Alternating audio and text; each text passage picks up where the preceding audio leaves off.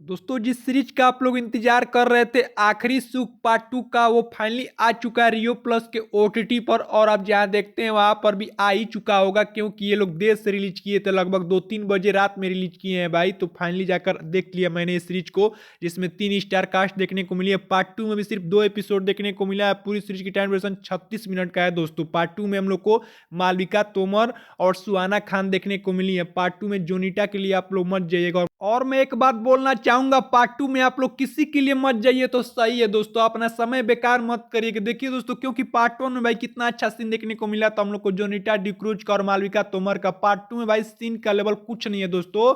आप ही सोचिए 36 मिनट में ये लोग क्या ही दिखा देंगे, ड्यूरेशन इतना कम है भाई। और पार्ट 1 में तो अच्छा खासा ड्यूरेशन भी देखने को मिला था, पार्ट 2 में तो वो भी नहीं है। और ना ही किसी स्टार कास्ट का सीन देखने को मिला, ना मालविका तोमर का है सही का सीन, ना सुहाना खान का दोस्तों। जोनीटा का तो कोई नामो निशान नहीं है पार्ट 2 के अंदर भाई। जब तक देखिए इस सीरीज को भाई पोरस बनाया है भाई, जो कि प्राइम प्ले का लगभग सारा सीरीज वही शूट डायरेक्ट करते थे। और हंटर का भाई ये भी वही बनाया है। मैंने आप लोग को फोटो भी दिखाया था मालविका तोमर के साथ जब इसका अपडेट दिया था भाई शूटिंग का। तो लेकिन देखिए फिर भी इतना लो लेवल का सीन देखने को मिला है। मेरे को लग रहा है ये ओटीटी वाले भाई सीन कट करके सिर्फ स्टोरी अपलोड किए हैं भाई पार्ट 2 के अंदर भाई, इसीलिए इतना ड्यूरेशन कम है और सीन हटा दिया गया है भाई, मतलब सीरीज के अंदर से भाई। देखिए पता नहीं क्यों ऐसा कर रहे हैं लोग। तो मैं तो यही बोलना चाहूंगा भाई कि टाइम मत बेकार करिए अपना आप लोग, क्योंकि पार्ट 2 में हम लोग को कुछ सीन देखने को नहीं मिला है दोस्तों। और मैं बहुत ही डिसअपॉइंटमेंट हुआ भाई। रियो प्लस ओटीटी एक दिया की तरह हम लोग को दिखा था कि भाई चलो कुछ दिन तक अच्छा चलेगा भाई। ओटीटी तो पहले सीरीज में फुस हो गया दोस्तों, अब इसका क्या अगला सीरीज का हम लोग उम्मीद रखा जाएगा जो आने वाला पतंग पसीना,